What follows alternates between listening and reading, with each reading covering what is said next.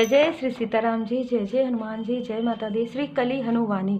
आगे हम देखते हैं एपिसोड में। गोलार्ध में उपस्थित मातंग जनों ने अपनी आंखें खोली और भूमि पर साष्टांग प्रणाम किया।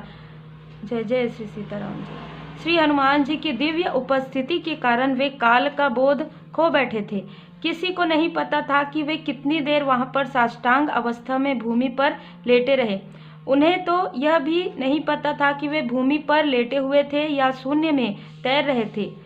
जब उन्हें वापस काल का बोध आया तब उन्हें ऐसा लगा जैसे उनके पुराने तन हिम के पिंडों की भांति पिघल गए थे और उनकी सभी अशुद्धियां निकल गई थी। जब श्री हनुमान जी ने अपना आसन ग्रहण किया तो बाबा ने उर्वा को निर्देश दिया कि वह पूजा के प्रथम यजमान को दिव्य गोलार्ध के भीतर लाए।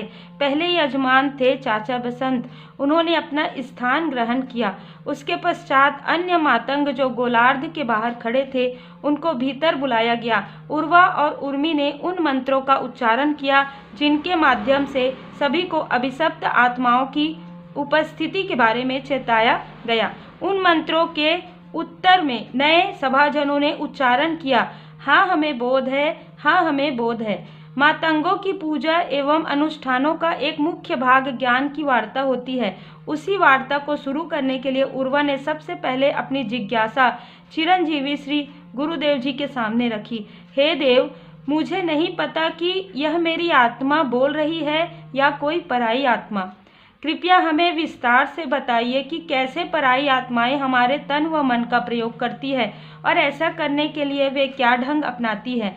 मैं विशेष रूप से अभिशप्त आत्माओं के बारे में जानना चाहता हूँ। अपनी जिज्ञासा प्रकट करने के पश्चात उर्वा अपने स्थान पर बैठ गया और सभी मातंग इस विषय पर श्री हनुमान जी की वाणी सुनने लगे। मैंने कल रात एक भक्त के घर का एक घटना घटित होते देखी। उसका नाम अशोक है। वह रात्रि भोजन कर रहा था। अचानक उसकी आत्मा के स्थान पर एक पराई आत्मा आ गई। उसकी पत्नी उसके सामने ही बैठी थी और उसको देख रही थी। उसे अपने पति में तब तक कोई परिवर्तन दिखाई नहीं दिया जब तक कि उसने अचार के लिए नहीं पूछा। परंतु आपको तो अचार से घृणा है, वह आश्चर्यपूर्वक बोली। तो क्या हुआ? आज मेरा मन कर रहा है अचार खाने का। घर में है कि नहीं? अशोक ने पूछा। हाँ है, अचार तो है, वह बोली और अचार लेने के लिए रसोई में चली गई। जब तक वह वापस आई तब तक अशोक की आत्मा उसकी देह में पुनः आ चुकी थी और पराई आत्मा जा चुकी थी। ये लो अचार। वह अचार के बर्तन से थोड़ा सा अचार निकालते हुए बोली। अशोक की आत्मा ने उसके तन मन से एक क्षण के लिए मिलान किया। उसके मुख से प्रश्न निकला, क्या मैंने अचार मांगा था? क्योंकि उसके तन मन में अचार के मांगने की स्मृति पहले से थी तो मिलान सही निकला। आत्मा को उसमें कुछ भी विचित्र नहीं लगा। उसने प्रसन्नता से अचार का स्वाद लिया। यद्यपि अचार खाने की इच्छा उसकी स्वयं की नहीं थी, वह इच्छा तो एक पराई आत्मा द्वारा रोपित की गई थी। जय जय श्री सीताराम जी, जय जय हनुमान जी, जय माता दी।